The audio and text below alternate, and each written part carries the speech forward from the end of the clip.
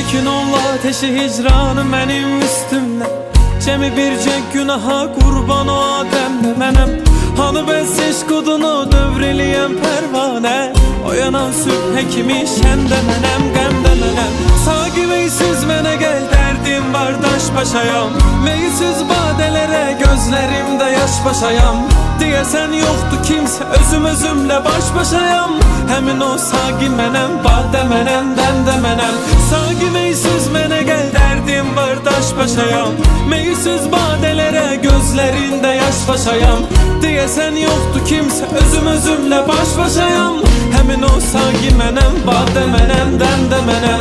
Çekin ol ateşi hicranı benim üstümden. Cemi bircek günaha kurban o Adem'de menem. Hanı bensiz kudunu dövreliyem pervane. O yanan sübhe kimi şemde menem gemde menem. Çekin ol ateşi hicranı benim üstümden. Cemi bircek günaha kurban o Adem'de menem. Hanı bensiz kudunu dövreliyem pervane. O yanan sübhe kimi şemde menem gemde menem.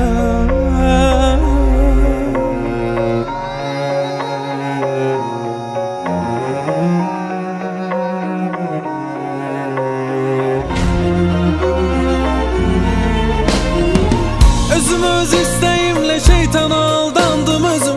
Çok azaplar mücevherinle parlayıptı sözüm. Sol elim cehennemde cennetten dermiş yüzüm. Hem şeytan hem azap hem de cehennemde menem. Öz isteğimle şeytana aldandım özüm. Çok azaplar mücevherinle parlayıptı sözüm. Sol elim cehennemde cennetten dermiş yüzüm.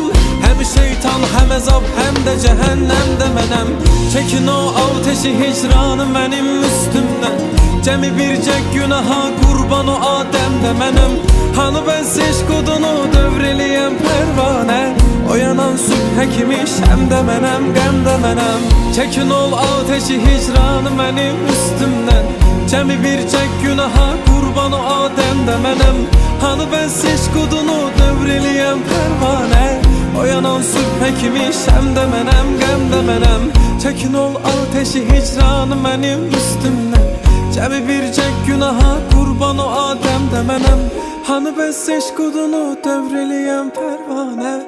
O yanan sübhe kimi şemde menem gemde menem.